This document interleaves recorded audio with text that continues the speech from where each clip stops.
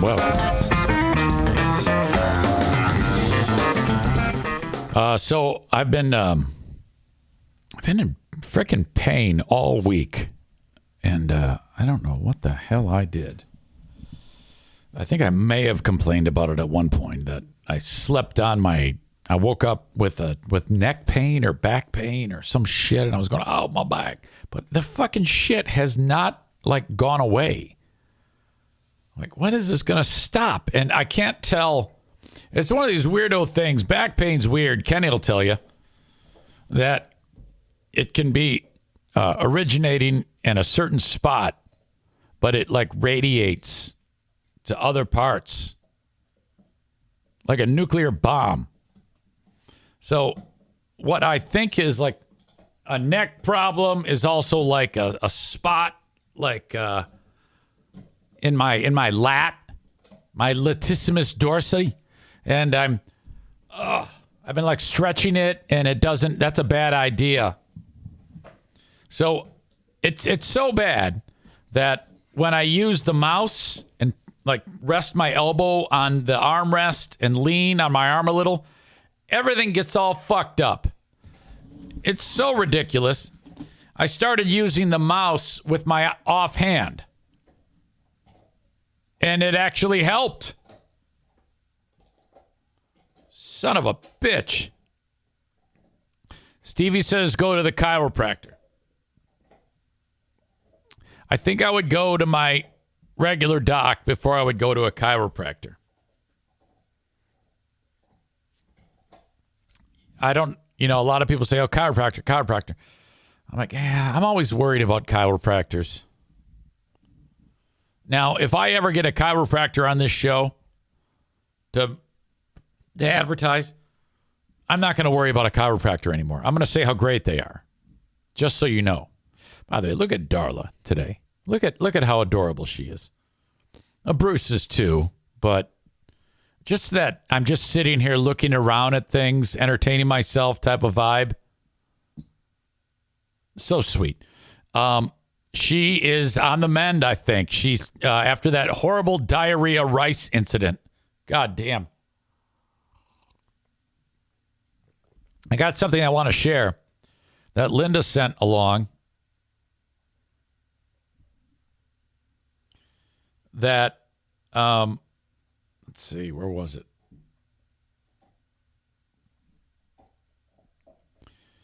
She sent me a link from somebody named Nicole Manette. I don't know who that is. She's got a few followers. She's got 22,000 people following her. She must be somebody. She wrote this. I've been waiting 29 years to tell this story about O.J. Simpson and his days at USC. Now that he's dead, may he burn in hell, I have a story that I signed a non-disclosure agreement for that is no longer valid.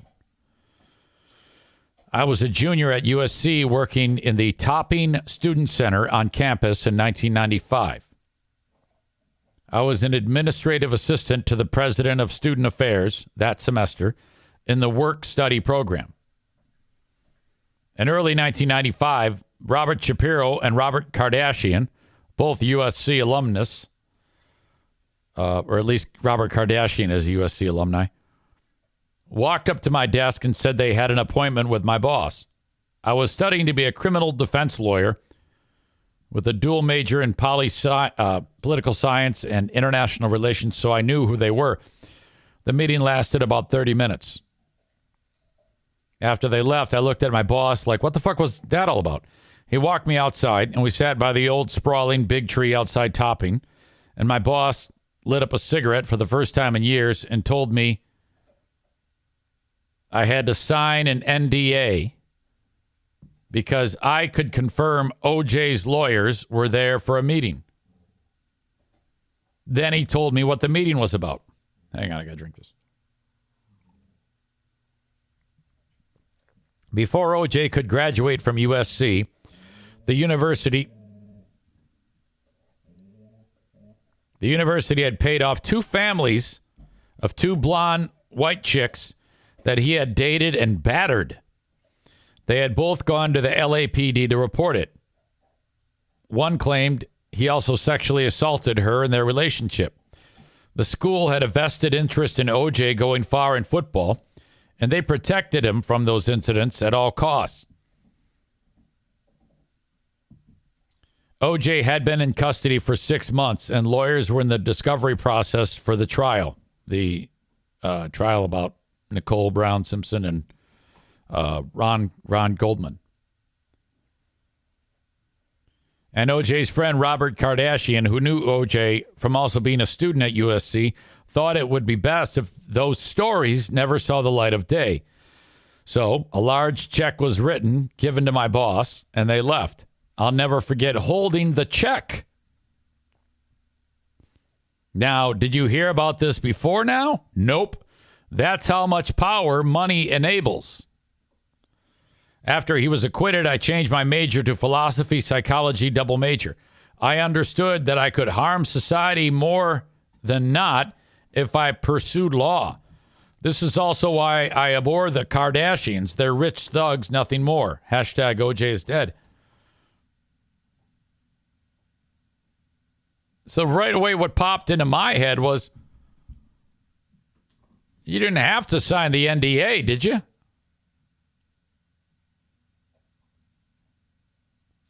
I'm a little bit conflicted here. I actually tweeted, not trying to be a jerk, but why did you sign the NDA?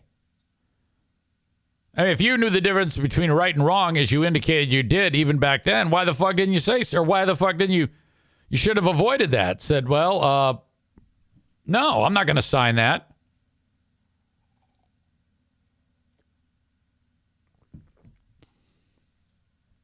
Very strange to me. I wonder if she's replied. She said she had no choice but to. How? Or what? I wonder what that means. You have no choice. Well, yeah, you do. You have a choice. What are they going to do? Take you to jail? Arrest you because you told the truth?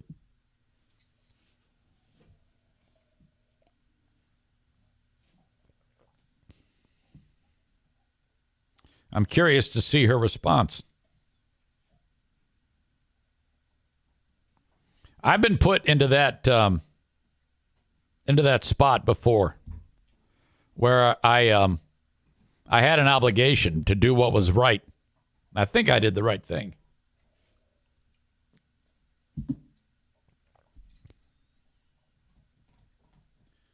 What happened was, when way back, when producer Joe was on the outs with his wife, Ashley, when the affair was uncovered, and see, because if you remember, Ashley told us that when she was dating Joe, Joe said that him and his wife were getting a divorce. That hadn't yet been addressed with Joe and his wife, between them, according to Ashley. Well, so then when it all went down and it was finally uncovered, Joe's ex-wife, what was her name again? I forget. Nice lady. Ellen. She assaulted Joe or kicked him in the balls or something like that, and the cops showed up and they arrested her. That blew the lid off that story. So when all of that was going on, right at about the same time, somebody reaches out to me. What are you doing? Somebody from New Jersey, I forget her name, a lady who is a friend of another woman who had a relationship with Joe when he would visit there. And that person's name was Gina. I've talked about Gina before. Well, Joe was having a relationship with Gina and Ashley. And then after it started to pick up the pace with Ashley, he ghosted Gina. Well, she was very, very young and took that terribly. So much so that she tried to kill herself. So this friend of Gina's reaches out to me and says, hey, we're trying to find out who we can talk to. And gave me this background that I just gave you. And I was like, well, fuck, I wish I could help. I don't know what to do. I feel as helpless as you. This is just terrible. Well, the mother of Gina, who tried to commit suicide, was trying to reach out to people at Town Square Media about Joe. Now, Joe hadn't done anything criminal at this point with this Gina chick, but the family was very, very upset with the way the daughter had been treated. And so I strike up a relationship with the mom, and I say, this is who you need to contact at GRD. Russ Hines. Here's the list of all the bigwigs of people you can write to. I don't know how far this is going to get you, but, good luck. Shortly after that, the girl recovers, Gina. We strike up a friendship. We still have friendship to this day. But, and nothing came of this. Joe obviously skated on that deal. And everything was fine for a little while. The rest is history. But Gina had said to me at one point that she indicated something about she had friends or family members who dealt with nefarious types, or they themselves did. The mob. And they were planning on going to Grand Rapids to fuck up Joe. Or they had talked about it. They had to be talked out of it. Everybody was furious with Joe in New Jersey. Everybody in New Jersey was furious with Joe. So now I have this bit of information that someone may be planning on coming to Michigan to hurt Joe. And I'm like, well, I know this now. What the fuck am I going to do? Now, I don't know for sure if they're planning it, but it was stated. I'm like, oh, God. As much as I can't stand Joe, I might need to mention this. Because let's just say someone comes to Michigan and fucks Joe up, and I knew about it. I may be culpable to some degree for keeping that, and they find out that I knew. That's messy. So I leave a message. I go, I need to talk to you. He calls me back. I tip him off. I go, now I like this chick, but you did her dirty, and now there's a chance you might get fucked up. He goes and files a restraining order. Hang on a second. He goes and files a restraining order and delivers it to her. And my name's on it, that I was the one. And I'm like, oh, great. So I get a phone call, and I explained exactly what I just explained to you. And because she's brilliant, she actually understood. My point in telling you all this is sometimes keeping the truth under wraps is not the right way to go. I knew that was a wrong thing to do, to keep that quiet. And I still maintain that. I did the right thing. I could very easily have not said anything. And who knows what would have happened? I don't know what would have happened. Somebody may have taken it upon themselves to come here and fuck that guy up. And I didn't want that to happen, at least not then. Maybe now. Should have called him in the middle of the night with a paper towel tube from a payphone to warn him like Saul did. Oh. Anyway, I still think that chick should have said something. All right, there's a little inside baseball for you. Did any of you watch The Golden Bachelor? It's just like The Bachelor, but old people. Well, The Golden Bachelor, Jerry Turner, ended up getting married to Teresa Nist on that show. The Today Show has talked about what just happened to those two. This is breaking news. The Golden Bachelor, the first couple from The Bachelor's latest franchise, have just announced they have split. Okay. They're married. They're getting a divorce after 3 months. What the fuck is up with her face? And his face, too. She looks like his twin with a wig.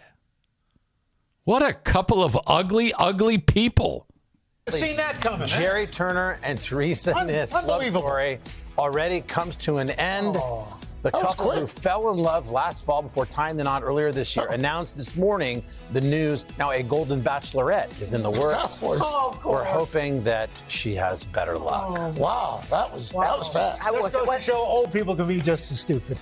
Well, Hell. Just goes to show old people can be just as stupid. Old people can be just as stupid. well, you said it, Al. So poignant on the heels of a breakup. Thanks, Uncle Al. Next up, they'll feel better now. That's awesome. Nice job. Shock Jock Al Roker. Oh, that is special. Linda says she had a joker mouth. That's great. Adam says, do these marriages from this franchise ever last? You know, I don't know. Patrick says, that woman doesn't even look real. Looks like an alien trying to disguise as a human. Yeah, there's something about Joker mouth. I know what you mean by that. Chris says, Al looks older than those people. Yeah, but he's not on the show. Al looks great. Don't you dare say anything bad about Al Roker, you fuck. Darla, still incredibly cute. Bruce, still incredibly handsome. All right. So in the northern portion of the Upper Peninsula, this is one of the most pristine spots in the entire country. And a copper mine has been given a massive amount of cash from the state to mine. A company that mines copper, they're going in there and taking out all the copper in the soil. There is a ton up there. This is a perfect example of why all these EV vehicles may not be so great for the environment. Because the idea here is reduce the emissions. So let's build countless batteries, which you need copper to build those batteries. Where do we get the copper? Let's go to Michigan. Now, this particular place is, look at this. Look at the photographs of this place.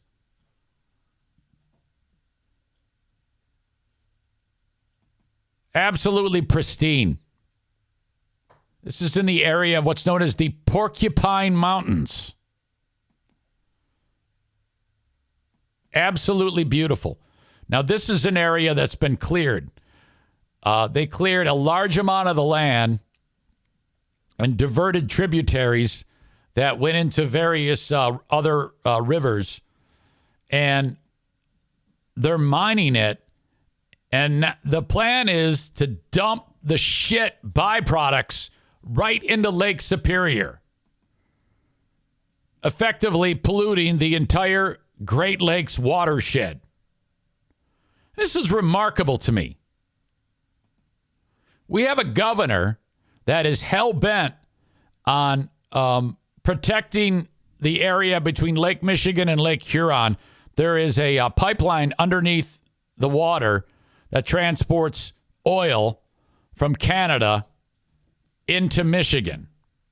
It's called Line 5. Big fucking pipeline. And they're like, this is terrible. If that thing breaks, you have no idea. It's going to cause so much heartache. Oh, my God, it's going to be terrible. We got to protect it.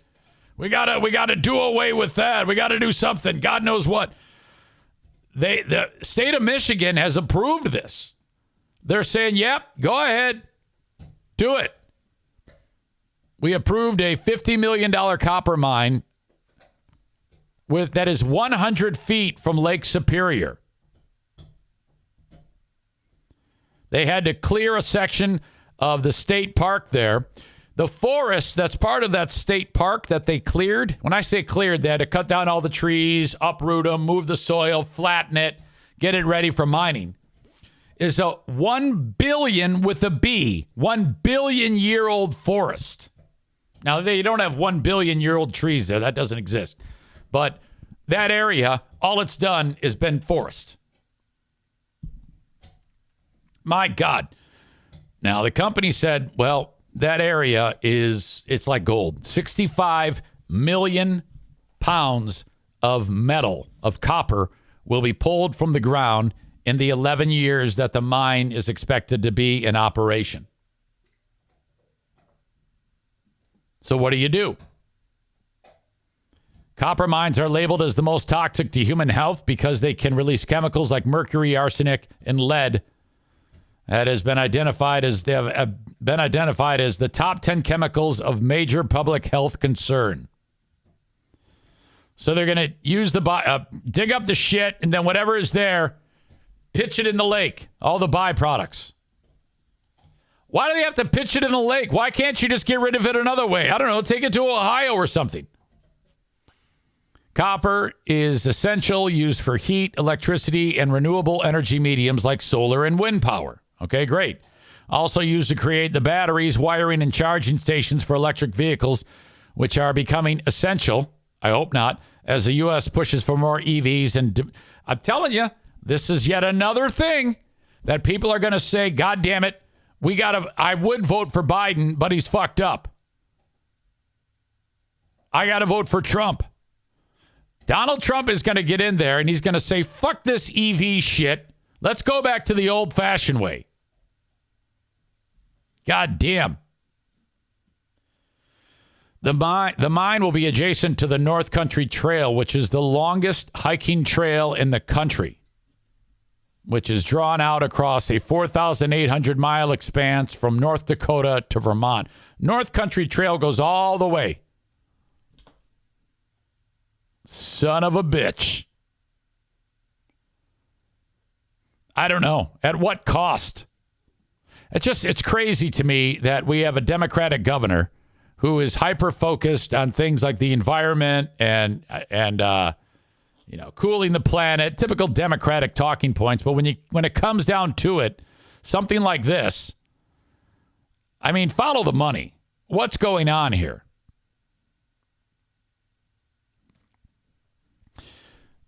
The current climate is trying to make me vote for Trump. They're trying. I'm not going to, but they're trying.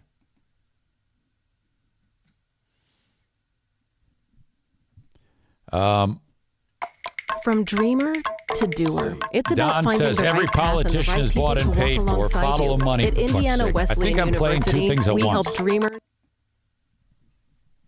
Playing two things at once is not a good thing. I wonder how long that was going for. It couldn't have been that long, right? It's embarrassing. What was it that was playing? Was it me? Was it a wormhole?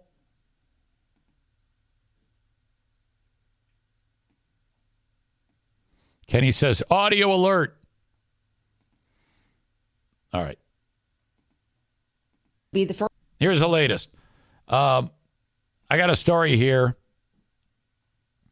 Do you remember the one where the kid went into school with a gun and the teachers had an idea, or somebody had an idea that the kid had a gun in the school, and like for some reason nobody did anything. This isn't like the Oxford shooter. This was a teacher that the 5 or 6 year old pulled out a gun and aimed it at the teacher, and she put her hand up, and the kid shot, and the bullet went through her hand and into her shoulder, and then she was able to get the gun away from the kid, and that was it. And she's badly fucked up, but she survived. It didn't hit any vital organs or anything. Sued the school. Well, now the vice principal of this school, they're saying she had a lot to do with it, because they said someone approached the vice principal and said, we have reason to believe that this little fucker has a gun, because the kid told another student. The student told like the lunch lady. The lunch lady then went and told somebody else, and the vice principal is alerted, and the vice principal doesn't do anything. That vice principal, because of that inaction, is being charged with child abuse. Now, a couple of things come to mind. First of all, why do you have to go and report it? Why don't you, let's say I'm the lunch dad, and I find out that a kid has a gun. What I'm going to do, and a 5-year-old, first thing I'm going to do is go up to that kid. I'm not going to waste any time reporting that shit. I'm going to take care of it myself. This is that whole Mike McQueary, Jerry Sandusky, Joe Paterno thing. Call the fucking cops. Intervene. Stop the rape. So I don't understand that one. But anyway, this vice principal, she's in deep shit now. She's been charged with child abuse. Rightfully so, but I still have a lot of questions about this whole incident. First case of its kind in the country. According to court documents, a special grand jury in Newport News, Virginia, has indicted Dr. Ebony Parker, the former assistant principal at Rich Neck Elementary School, on 8 counts of felony child abuse. The charges stemming from the 2023 school shooting involving a 6-year-old boy. Maybe they'll explain it, but why is she charged with child abuse? Shouldn't she be charged with, for her inaction causing the harm of the teacher? How is this child abuse? Who opened fire on his teacher, Abigail Zwerner. Savannah interviewed Zwerner last year. I just will never forget the look on his face that he gave me while he pointed the gun directly at me. That's something that I will never forget. It's changed me. It's changed my life. In a $40 million civil lawsuit, Zwerner alleges that on the day of the shooting, Parker was warned at least 3 times that the child had a gun. And while the child's backpack was searched and no weapon found, Zwerner's lawyers allege Parker ignored the warnings. A student out in the playground saw the boy take the gun out of his pocket. That student went to a teacher and said, I saw him with a gun. That teacher ran down to the assistant principal's office and said, I now have a student who has seen the gun. And that teacher requested permission to search his person. Yeah, all of that. Instead of going to the kid, she goes to the vice principal. I'm not saying she should be held accountable too. So why do people operate that way?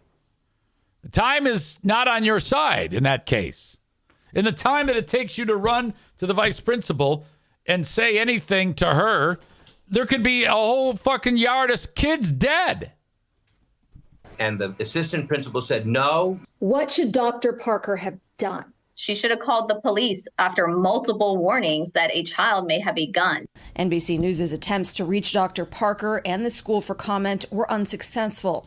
Experts say this indictment is not only unprecedented, but represents a potential change in who can be held legally responsible in school shootings. Cases like these are about sending a very clear message that school shootings are so horrible, we're willing to depart from the traditional rules and hold people responsible that really historically have not been held responsible before. How do you even make sense of something like this? You can't. I'm not sure when the shock will ever go away because of just how surreal it was. All They haven't talked about it. Maybe we talked about it before, but how did that little fucker get that gun? Is there a chance beyond this that some others could also be charged? But does anybody on the Today Show not have a raspy voice? At some point? You know, everybody's like Helly G's. Craig, it is possible. Just last year, the prosecutors launched a grand jury to look into that very question, whether any, quote, acts or omissions by school officials warrant possible criminal charges. It's also worth noting that the 6-year-old boy's mother is now serving a 2-year sentence on state felony child neglect charge. Nice. And the boy is currently being cared for by his great-grandfather, the great-grandfather, telling... Oh, you know it's bad. You know if you're with a fucked up family, when your mom's in jail, grandma's a piece of shit, they got to go to the great-grandparent. Our affiliate that he has switched schools, that his grades have improved, and that the little boy understands that this was a terrible, terrible mistake. All right. Aaron McLaughlin. God damn. Yeah, I mean, if a kid that young shoots somebody, I mean, you can't really... Is that something you would... You can't charge the kid, can you? I mean, I don't think they did. Getting a lot of comments about Darla here. Laying 100% on top of O'Neill. That's a regular thing there. And O'Neill with a look on his face like, you've got to be kidding me.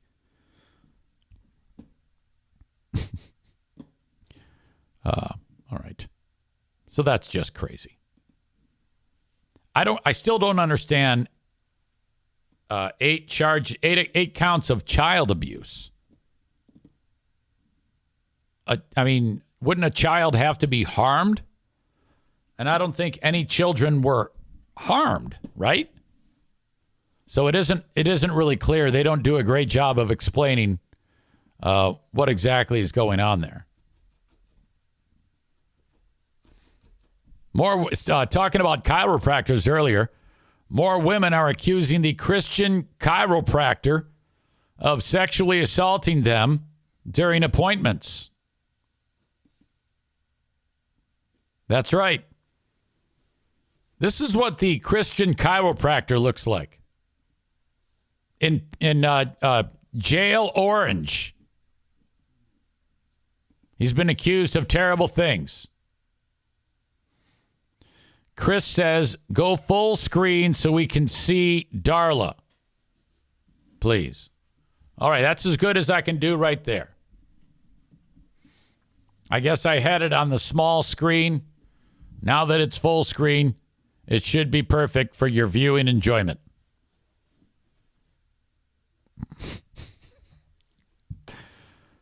The Christian chiropractor is in deep shit. Avon, Indiana.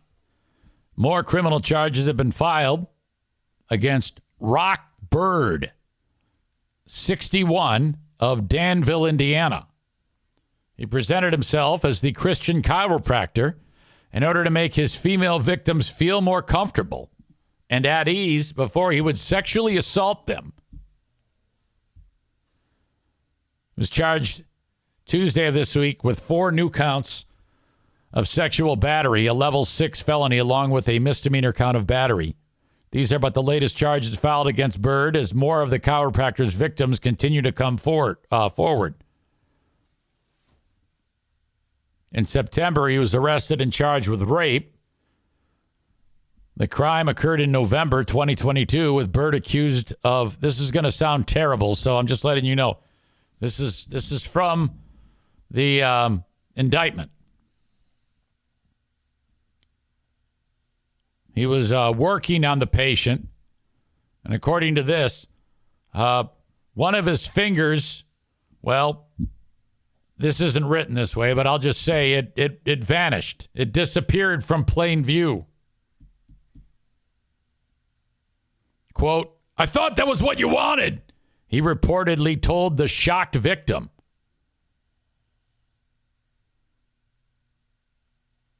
I mean, if you're in that spot, unless the patient says, hey, would you mind putting your finger inside of me? There's no way you can just stick your finger inside of someone. After his arrest, more former patients came forward and accused Bird of touching them inappropriately during appointments. Victims said Bird would pull their pants down without permission and touch them inappropriately. This is like Larry Nassar.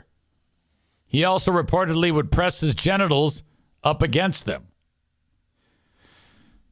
It was so gradual. I feel so stupid now, one victim said.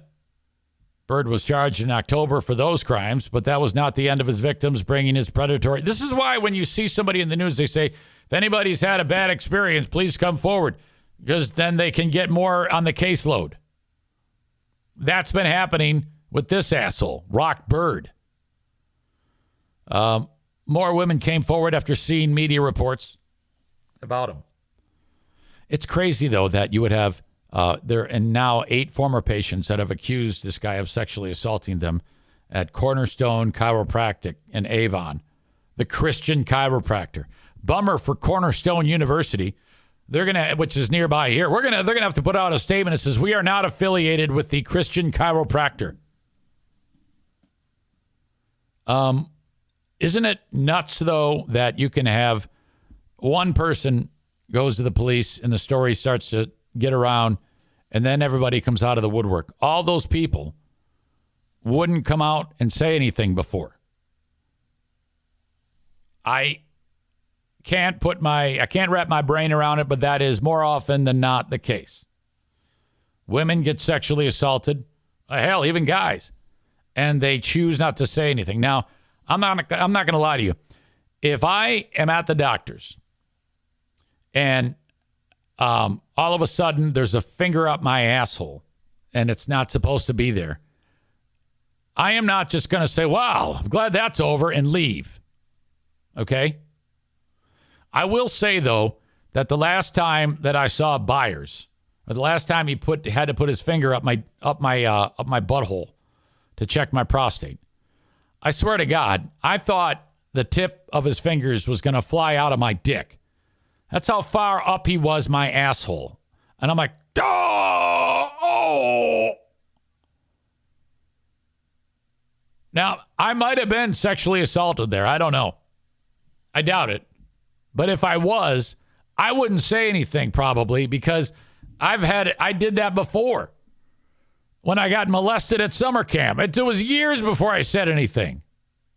God damn. I think I need to press charges. Court documents reveal that these victims told investigators that they grappled for long periods of time over Bird's violation of their bodies, unable to fully comprehend what he'd done to them. Some of the women said they trusted Bird due to him presenting himself as a Christian chiropractor who even prayed with patients before sessions. Yeah, okay. Don't trust them. If somebody says they're a Christian, they're not. If someone has to tell you that, they're not. Don't believe them. Yeah, we're Christian. That means nothing to me. That means you're a psychopath. Fuck you. Don't believe that shit. According to court documents, Bird assaulted some of his victims after learning that police were looking into him. He still kept doing it. A trial was originally scheduled for April 2nd, but has since been canceled. A new date hasn't yet been scheduled. I can't wait to hear an update on the Christian chiropractor. What an asshole. My God. Kenny writes, I have a female chiropractor, and if she went from A to Z, I'm not sure I'd complain. You know, that's why, that's a good point. Because then Amy goes, Kenny. And he goes, I'm just kidding. I'm with you. If I was like single like you are, and the chiropractor decided, here, let me crack your neck and then put my mouth on your ding dong, There is no way that I am going to complain to the police. I am going to say, can I make another appointment on the way out? Or can I have 2 appointments now? That's what I'm going to do. So don't lie to me and say you're kidding. There's no kidding there. That's why boys are so much different than girls. I don't think there's a woman in the world who can molest me. It's impossible. But boy, it's going to be a letdown for them. Because they're thinking, oh, I'm so hot. I'm going to get a mouthful of goo, and then nothing flies out of me. They're like, what? Was I not good? I'm like, yeah. Well, no, it's just that I'm busted. No kidding. You're not kidding around. Come on now. You don't do that to women. You do that to boys. Girls, that is. Girls can do it to boys. Well, I should say girls can do it to me and Kenny. Kenny and I. All right. This whole thing is stupid. Fuck this shit. All right. I'll talk to you later on, folks. Thanks for being here as always. Big Fraud Saturday happens. Tomorrow at 11 a.m., Big Fraud time. Till then, for Bruce, O'Neill, and Darla, thank you for being here. Bye-bye.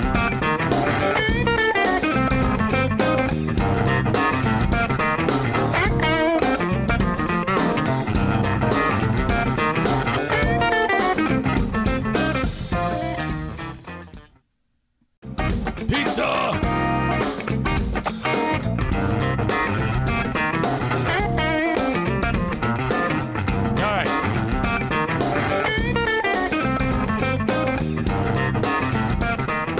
That straightened out.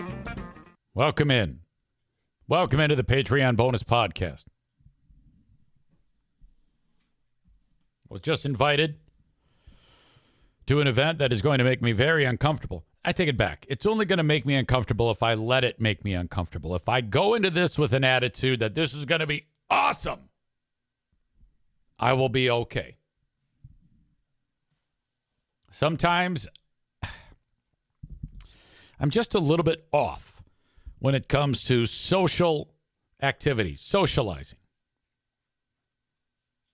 I want you to know that if we ever see each other out in the wild, I'm acting. I'm 1,000,000% uncomfortable. You know, some of you who are introverts, like I am, don't know how to fake it. And then what you do is you go, I can't talk to people. I'm a quiet asshole and a fucking loser. Not me. No.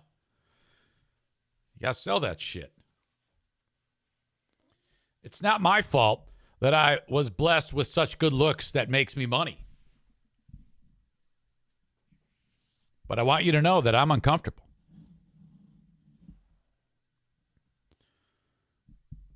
So I got invited to a bachelor party for Ben Glaze.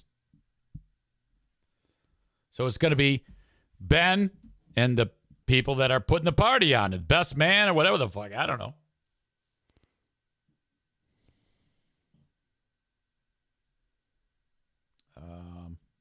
Sorry, I just got distracted. Anyway, I'll get to what I saw in a second. Anyway, what I was saying. So, like, I got a group text message. It says, hello, I'm so-and-so. We're planning a big event on this upcoming date. We're going to do golf, and we're going to hang out, and then we're going to go bar hopping. Dinner, golf, bar hopping. And I'm like, oh, God, that's fucking horrible. But, you know, opportunity knocks here. There's going to be a lot of great moments during that day. Ben's going to be blackout drunk, you know? And then I noticed that one of the people that invited responded and said like this, I'll be there. I'll be there. It's going to be a great time. That's right. Bill Simonson. Moneyline Monday.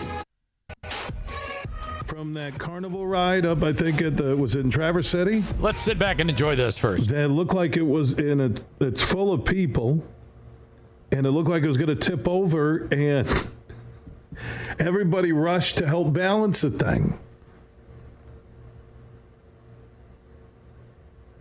I was reading from the Eric Zane Show podcast, and they had the video. They. Like he says they. And his quote was, "Poverty carny ride at Michigan Hillbilly Convention goes bonkers. Dirt people rush to He can't even get it out. It's dirt people." Oh, Zane. Every time Eric Zane, it seems like he's going to settle down and just be a good guy. No. He completely alienates. Goddamn right. Half his audience. More than half. It's amazing. On a serious note, how about the people who came and balanced that? Now, I'm not going to jump on these rides at all. You know what I love about carnivals? They're food. Yeah, nice I'm tangent. not lying. Nice tangent. Food and cold beer or cold beverages. But if you're the Eric Zane Show podcast, you can't put as a headline over the video, "Poverty carny ride at Michigan Hillbilly Convention goes bonkers. Dirt people rush to help." Oh, gosh. You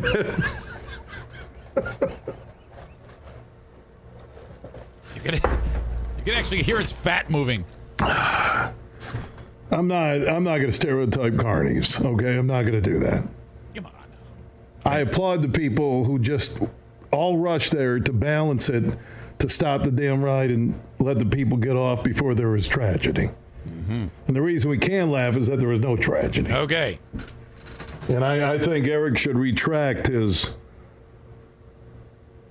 paragraph above the video. "Poverty carny ride at Michigan Hillbilly Convention goes bonkers. Dirt people rush to hell."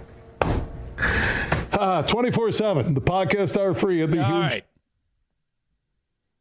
By the way, when I dropped that headline, holy fuck, did that go around the world 5 times? I got so much shit from that. You got to take that down. You got to take that down. I'm like, fuck you. It's a joke. God damn it. Lighten up. Everybody was such a pussy about that. So stupid. Shut the fuck up. It was hilarious. God damn it. Well, anyway, Bill's going to be there. Simonson is going to be there. And I go, oh, God. Well, now, all right, now we're talking. So then I responded in my own after. I said, I will be there. Eric Zane will be there. You have to put me in the foursome with Bill Simonson. Oh, now we're talking. I golf once every 5 years. My God. Hello, Pooh Bear. Are you leaving me? Yeah. Okay. See you around 8. You don't have to work today? Nope. Okay. Bye. Love you. Bye. She works as hard as I do. Worked a full day. Taking care of young people in our schools. Comes home, little brain break. Hugs a puppy. And then she's gone.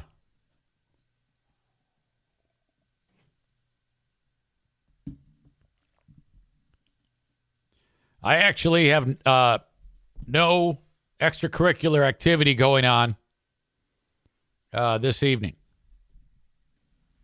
which is rare. I want you all to give me like 2 seconds to open up this window right here. It's a little crispy, a little warm, you know. It's getting to that point.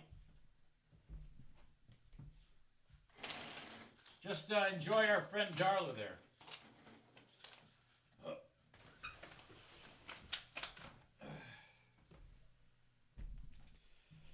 I got to remember to keep the swearing down, you know.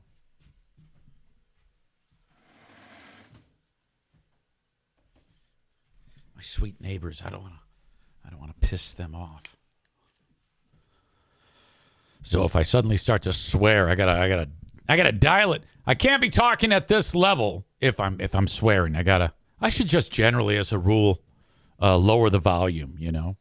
It's just a little. As I get older, maybe I should decrease the intensity. Hang on, I got to drink this.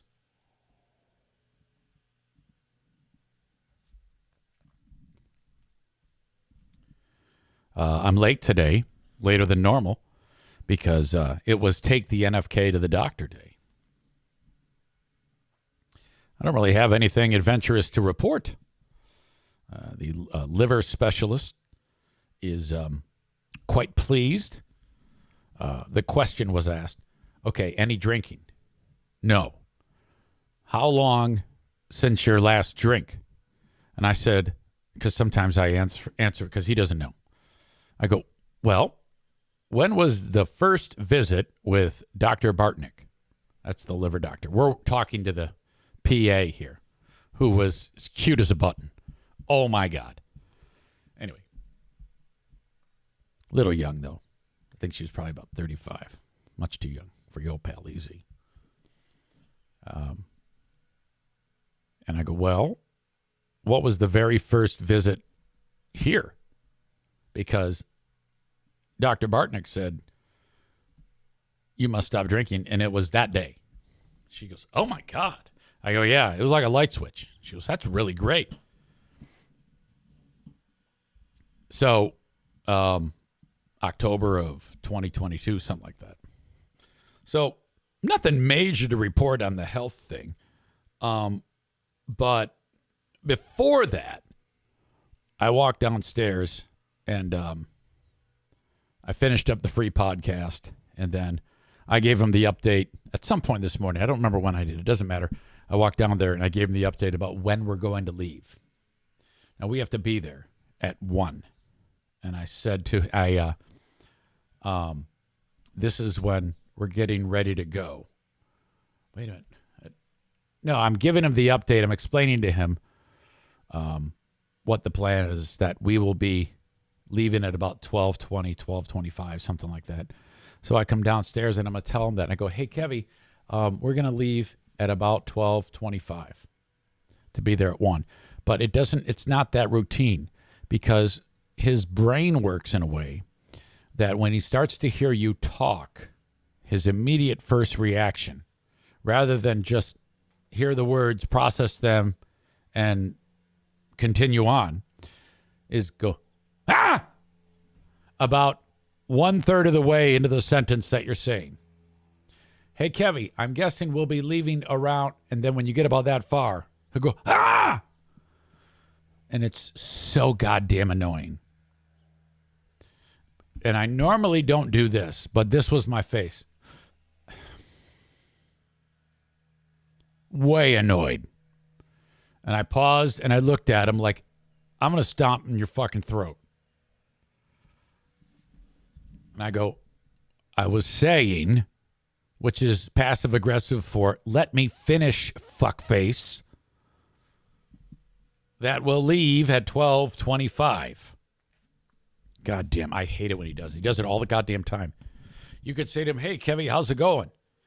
And when you get done, just before you're about to say, how's it going? He's going to go, ah! I want to beat his ass. So we get there. And he has a tendency to get annoyed quickly with these people. And we haven't done this yet. No, I take it back. There was one time in going to a doctor that he started to get snippy with somebody. And I go, excuse me just a quick second. I didn't tell the guy to leave the room. I just said, just hold on a quick second. And I look at him and I go, okay, we're just answering questions here. Just answer these people. They're just doing their job. Just answer the questions as best as you can. You're either going to say yes, no, or I don't know. That's what you answer. You don't lose your mind. You don't wave your hands. You don't flap your arms. You don't get agitated. Just answer their questions. They're trying to answer. They're trying to help you. Okay. So I could sense he was starting to get fucking pissed off. He takes his arm out of his sleeve because he's got a sweatshirt on to get blood pressure. It's a little high, the blood pressure. So they're going to test it again at the end of the visit. And they did, and it was down. It was just whatever. Still up from the walk over. Who knows? But she goes, okay, let me do your blood pressure on the other arm. So he has to put the one arm back in the sleeve and pull the other one out. And that was like asking him to go run a marathon, the reaction. And at that point, I just want to open hand, just bam, you know. He gets the arm out. Now, I didn't expect this to happen, and I shouldn't have done this. But so he's got the blood pressure cuff on his right arm, and I noticed on his left hand, on the base of his palm, he's got a wart. And my mistake was asking about it while the blood pressure test was going on.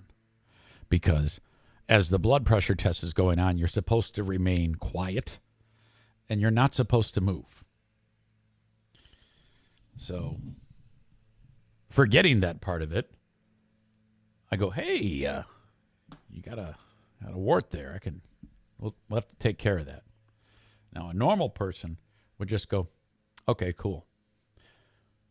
That's not what happened here. He goes, it's just a piece of blood. A piece of blood. It's just a piece of blood. And I just go, and he puts his palm up to his goddamn teeth and starts acting like he's biting it. And I'm mortified. This all happens very quickly. He goes, and he bites off the wart. That's why there's a spot of dried blood on it, because he bites off the goddamn wart. He goes, and I'm like, oh no. Oh no, what have we done here? What a majestic moment this must be for our sweet nurse here. I was like, serves me right. Don't talk to him. Don't fucking talk to him. You idiot, Eric. So he's doing the whole thing. Sorry, my shoulder's bugging me. That's why I'm doing this.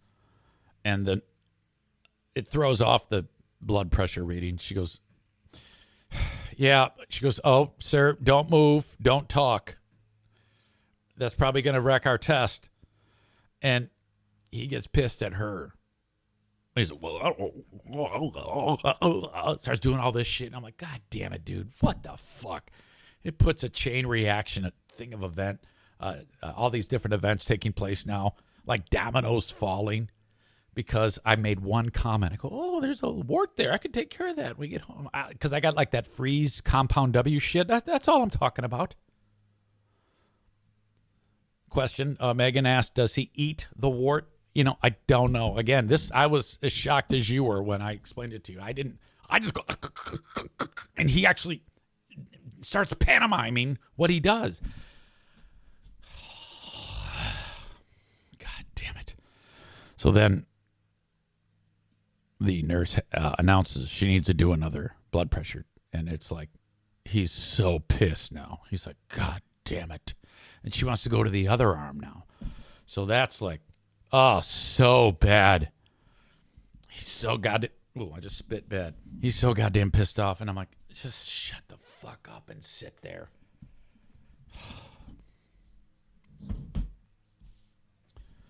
No more talking at this point. I'm just like, enough.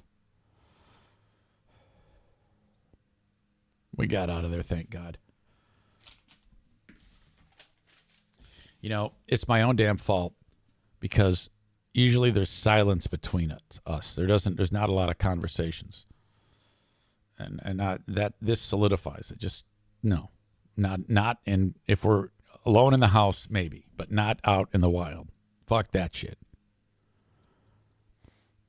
She did say, she asked, is there any confusion And do you have a lot of repeat questions for people? And do you find yourself not remembering things?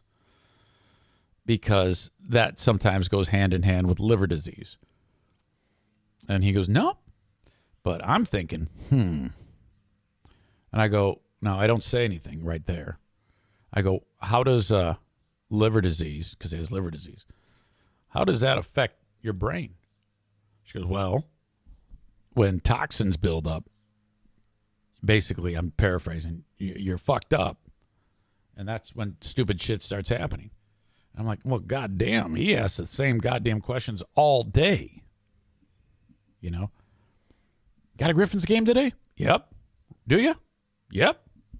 Hour later. Got a Griffins game today? Yep. Do you? Yep.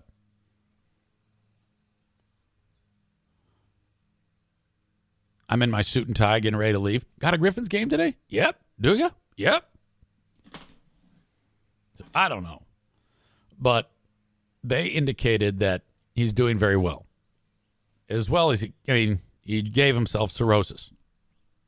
But he appears to have stopped it in his tracks. So that's good. More family issues.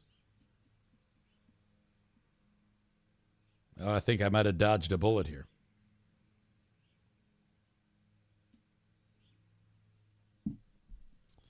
I had to inform my beloved Madison that her vehicle is going to be repaired on Wednesday. Some jackass in the parking lot at Hope smashed into her, destroyed the back bumper. So that's going to be repaired Wednesday. Today is Monday. All we have to do, she has to drop the car off, or I have to get the car and take it to the fucking place. That's it. So all she has to do is drop it off here. I'll give her my truck, and then that's it. There's nothing. It's 15 miles, maybe, from where she is to where I'm at. College to this house. Not far. I'll need you to bring your car here sometime between today, Monday, and Wednesday. That's when I drop it off to get repaired. This is what I get. That is going to be extremely difficult, if not impossible. I have things happening all today. I work tomorrow, and I leave for Chicago Wednesday. I wish I had more of a warning. More of a warning? What? So then I go, all right, I'm going to offer this. And if this doesn't work, well, then this is just a bad deal. I wrote, I can pick your car up if you want to. I'll just drop off the truck and take the car. Will that work? Now, if she had started giving me static about that, I was just going to pocket the $1,900 that the lady who hit her car gave us through her insurance company to get the thing fixed and just go on a vacation or something. Because at that stage of the game, it's like, what the fuck do I have to do to make people happy around here?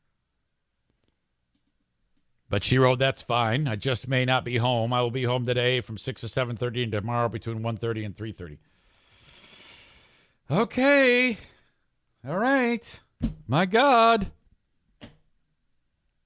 Kenny says she can figure it out herself then. Damn. You're goddamn right, Kenny.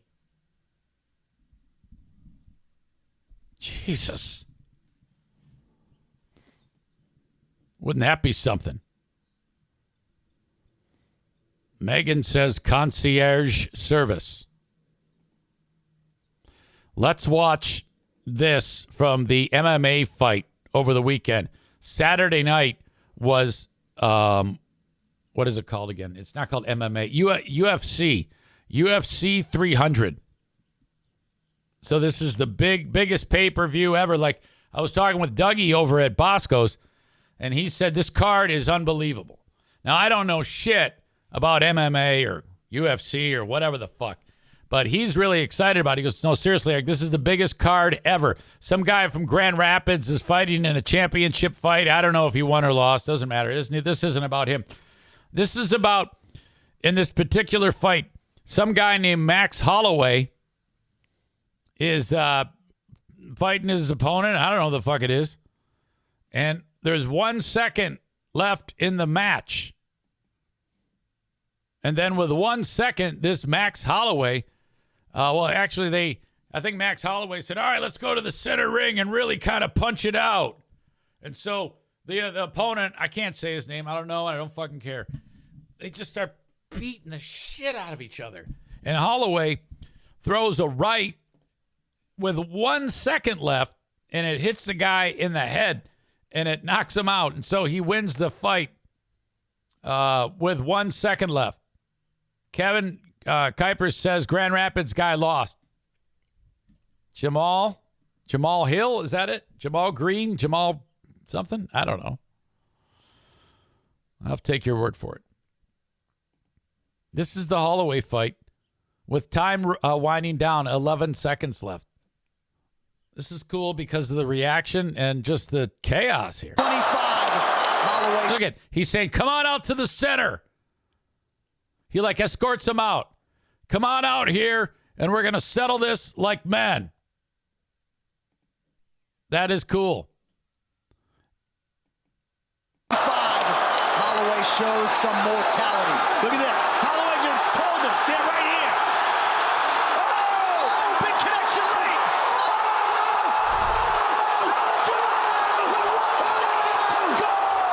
late. These guys are little fuckers. They're really fast.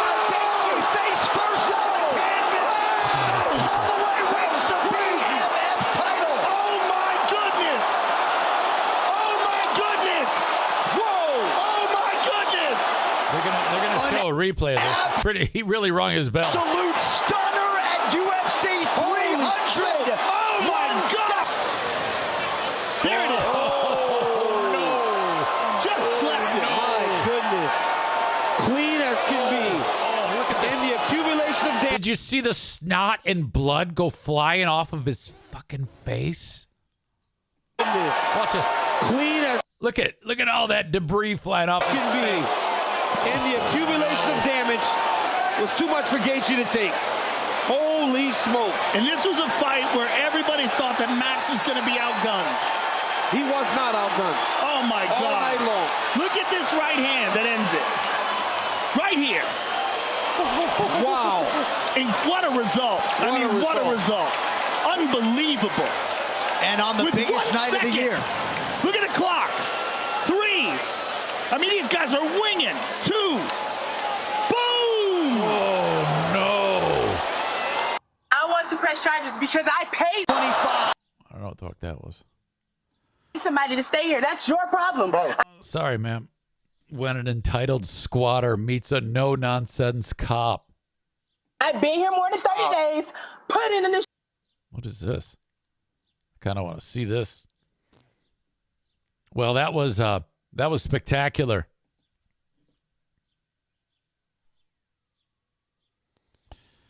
Yeah, Jamal Hill.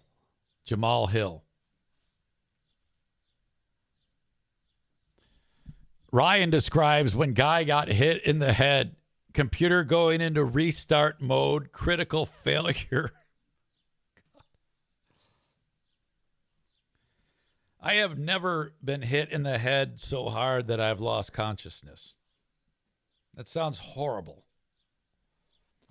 Hold on. Darla? Hey, you okay?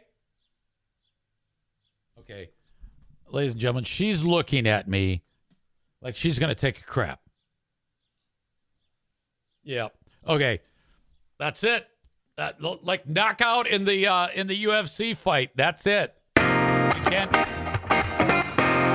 We can't have that. Thanks for the patience today with the Act 1, Act 2 short podcast. It's all screwed up. Appreciate you. Talk to you later on. Till next time. Bye-bye.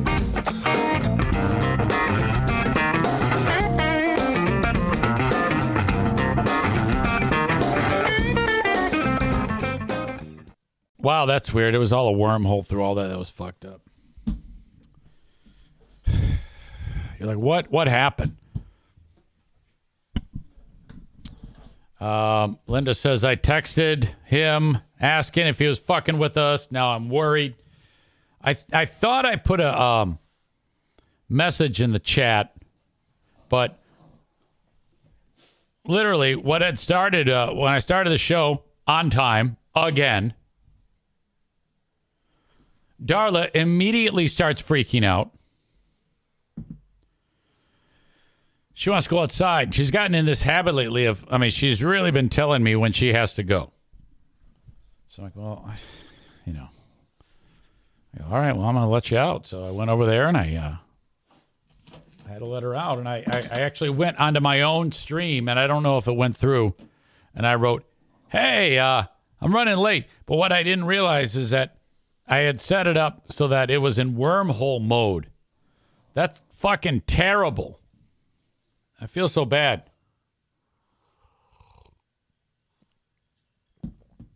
Patrick says, I've never heard anyone ever do this before except Zane. Yeah, this is different than the original wormhole, but still the same concept. I posted to Patreon recently an entire supercut, like 2 hours of wormholes that happened on the radio. It was quite fun. I need to get into a comfortable position. Excuse me, O'Neill. Because my neck is starting to be a problem. Ugh. I'm beginning to think that the position that I'm in for the amount of time during the day is causing some of my issues here with this neck and then the pain in the shoulder, because it doesn't appear to be diminishing.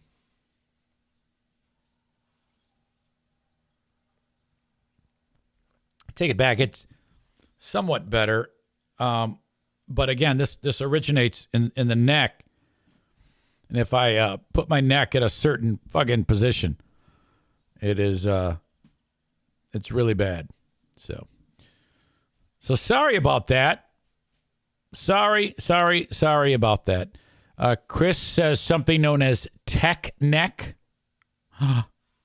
Wow.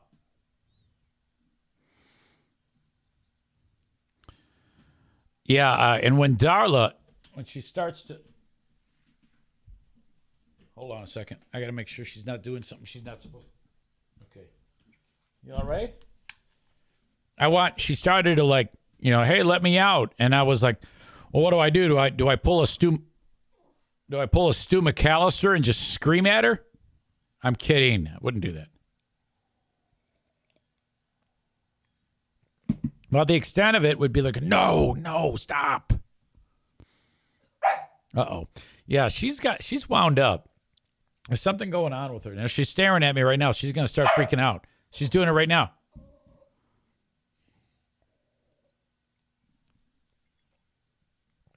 She does not want me to do my job. I think I got to do the deal where I hold her, and I got to do like a Pat McAfee show. Come here, honey. Come here. Come on.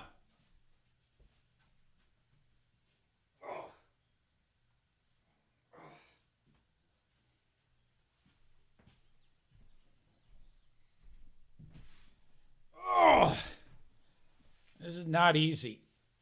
Oh.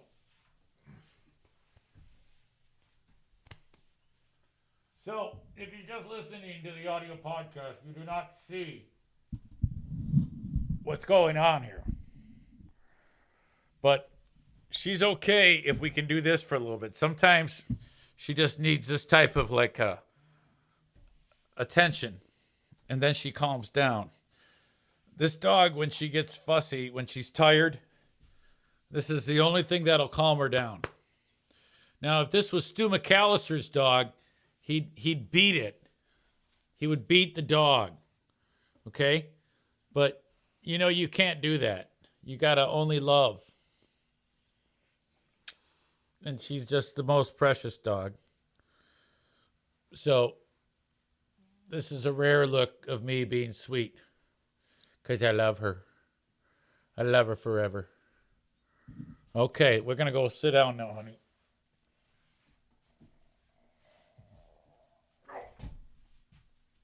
Okay.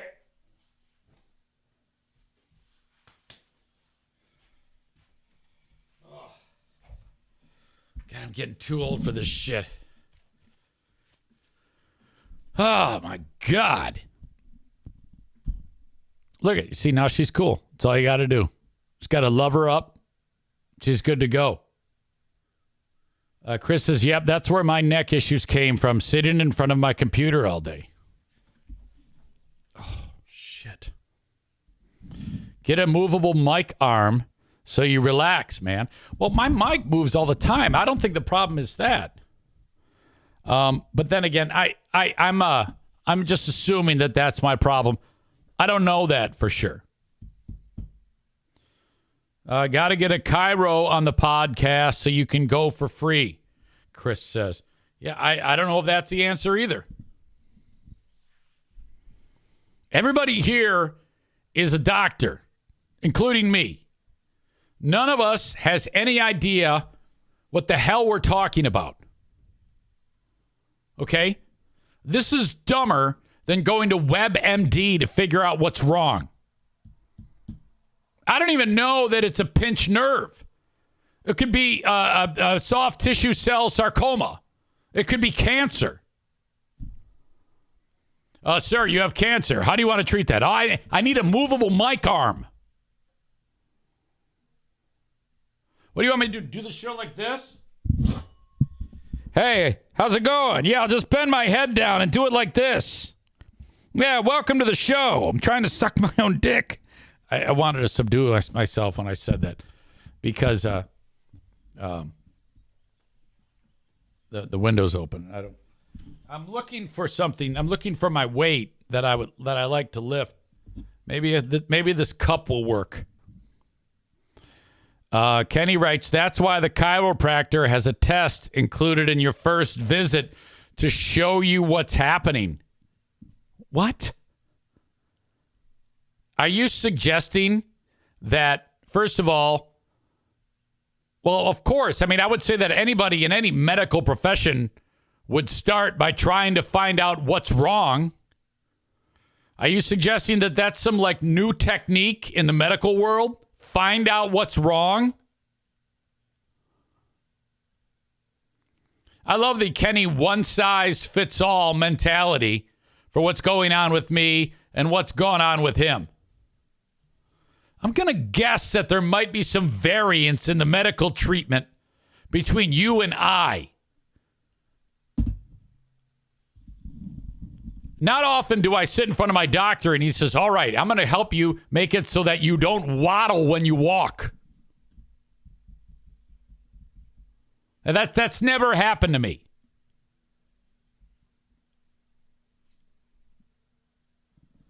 Anyway, it'll get better. It just takes time. It's a nerve issue, no doubt. Don't know for sure. But it's okay. It's okay. We're going to figure it out over time, slowly but surely. I appreciate all of your... No, actually, I don't. I do not appreciate all of these nutty things that you're suggesting it might be. By the way, though, how right was I about Darla? Here she was screaming at me, and then look at her. I just give her a little sugar, and now she's crashed out. I am the man. Tech neck. Like we know. If it's tech neck, then that means that me just using my neck every day, because I'm doing the same thing now as I've done for 54 years. You know, using my neck.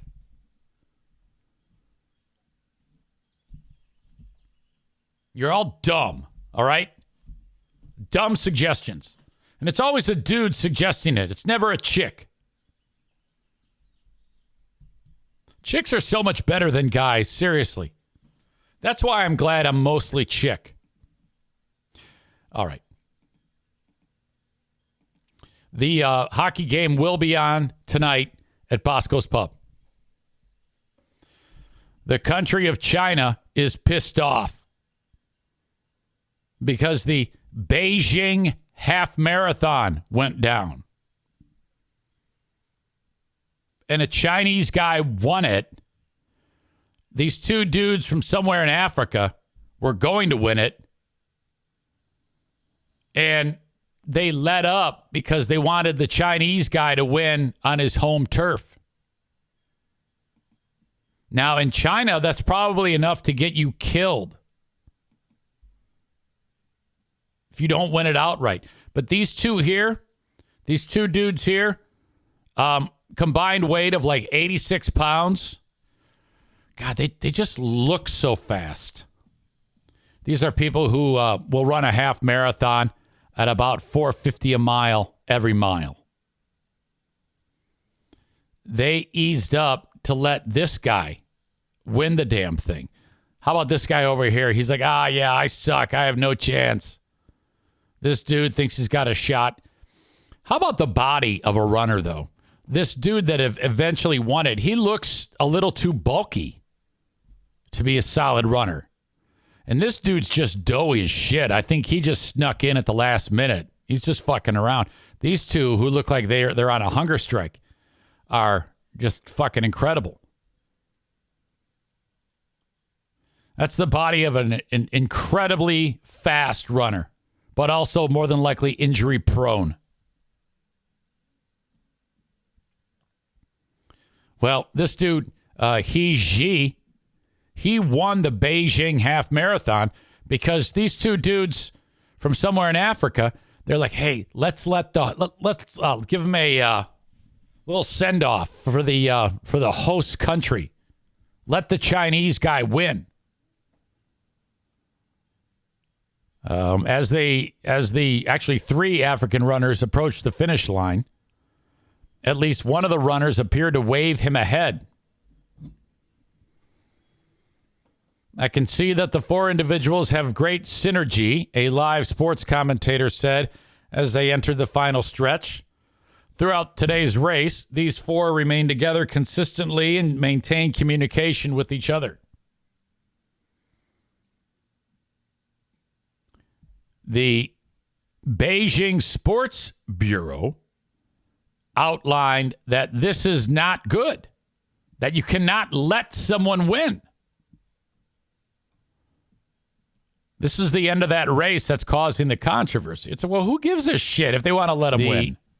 Beijing Sports Bureau, this is how it panned out, outlined that this is not good, that you cannot let someone win. This is the end of that race that's causing the controversy. Well, who gives a shit if they want to let them win? I've got another wormhole fucking up my brain. Time out. Such an asshole.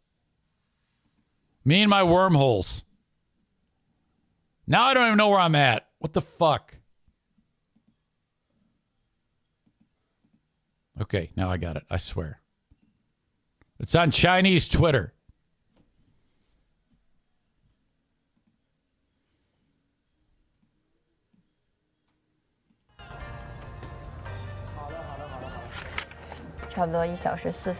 He said, go ahead, Chinese guy.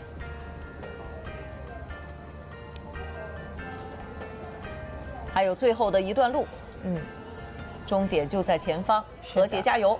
是的，我们看四个人很有默契呀，对，在那天的这个全程当中，这四个人都是一直保持在一起，是的。 That'd have been something if they let him get just far enough ahead and then they just kicked it in and slaughtered him. He doesn't even podium. 这样是不是也是选手之间的一种相互促进？是的。This is like that scene in Ford versus Ferrari. 我们说积极的一种促进，哇，越跑越快啊！何洁在最后是完全冲刺了起来。我们来看看他最后的成绩啊，恭喜何洁。So now the host country is pissed because they let him win. Three African runners clearly eased up and allowed He to take first place. So what significance does such a first place hold? It would be more entertaining if the three people carried a sedan to send He to the finish line. I don't know what that means. Long-distance running is increasingly popular in China, particularly among the middle class, but cheating has been an issue. Well, I don't think anything was cheating here. I don't know what the big deal is, but China is kind of like a country that you probably don't want to rock the boat. He Ji, 25, aimed for the Paris Olympics this summer, set a national record at a marathon last month. All right. I was hoping that there'd be more to the story, like maybe they gunned him down at the end of it, but I don't think there was anything. My apologies. All right. In Tampa, Florida, the fire union president was shit-faced drunk, and then he had to take a pee.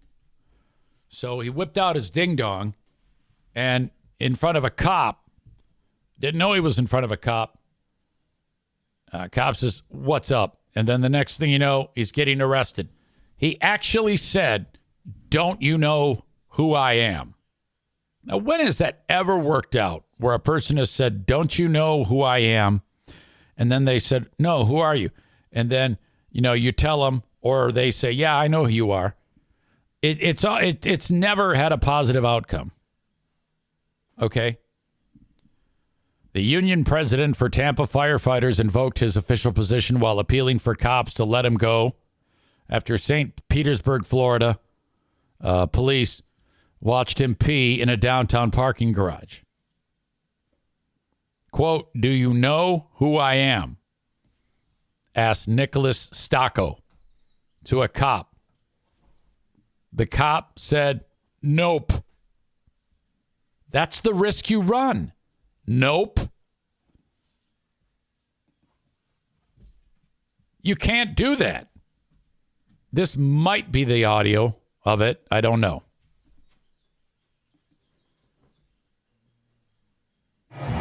So you're gonna put me in this machine? Do you know who I am? Nope.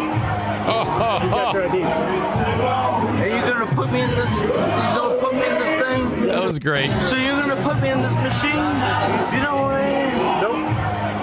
You got your ID. Are you gonna put me in this? You gonna put me in this thing? Yeah. It's unfortunate, bro. I feel it.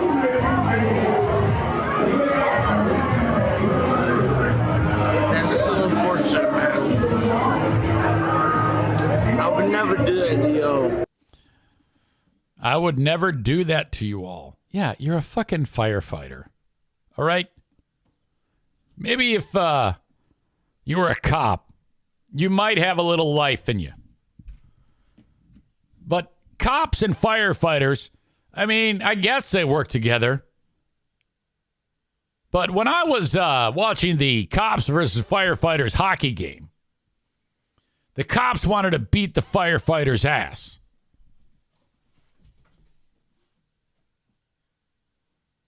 Chris says, "Is that easy asking people if they watch the show?" Yeah, I don't do that anymore. Ever. That has broke bad on me many times. Occasionally I'll get the, "Hey, so what is it? I hear you're still doing the podcast?" And I go, a little here, a little there. I don't know. If they don't know outright, I will not explain it. Nothing like that. There's no explanation that's going to take place. If someone starts to ask me questions about hey, what do you do right now? God, I remember you on the radio. What are you doing now? Oh, nothing. Making these French fries. I run into more people at Bosco's. "Hey, are you still doing the Griffins?" "Yeah." "What else?" "Nothing. This." Because if I have to say, "Well, I'm podcasting," they're going to be like, "Oh." And it's just so embarrassing. It's the worst. If they know and they bring it up, "Hey, I listen every day." Great. Let's have that conversation.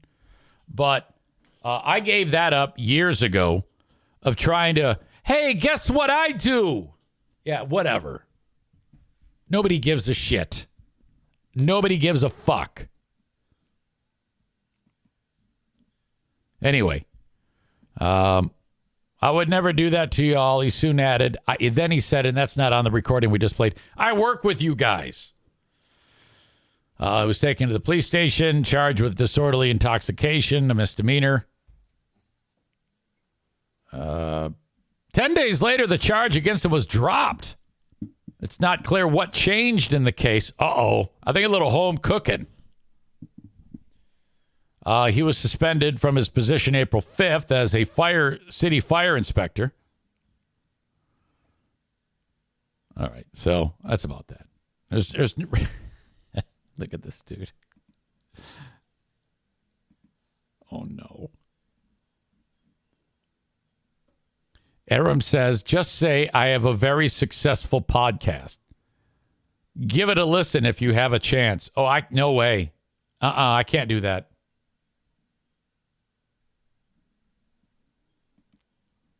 Because it's successful relatively to me personally. That's about it.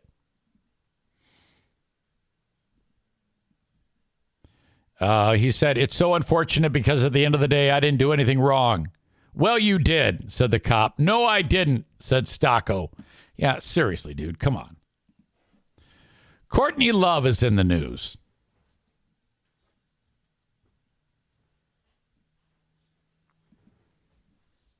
She is,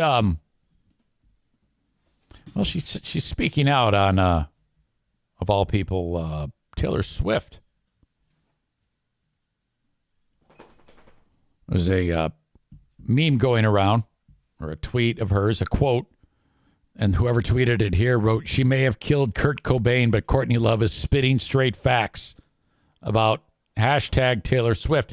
This is what Courtney Love is saying about Taylor Swift.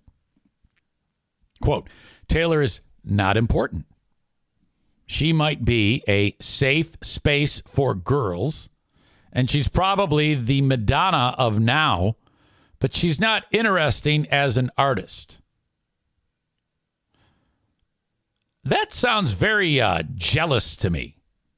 That sounds like horse shit, frankly. I'm not a Taylor Swift fan in any way. I personally don't find her music interesting. Her music. But you can't tell me she's not interesting as an artist. This is like the biggest thing ever. How could you possibly say, are you telling me that the billions of people that like her don't find her interesting? Everything about her is interesting. That might be one of the dumbest things I've ever heard. That's like saying that Courtney Love does not have a huge vagina because it's been shanked out so many times by various fucking wiffle ball bats. Fuck that shit. That's a dumb comment. It doesn't matter if you're sick of her. It doesn't matter if but that's a dumbass thing to say. Linda says this coming from the former lead singer of a band called Hole. Uh-oh.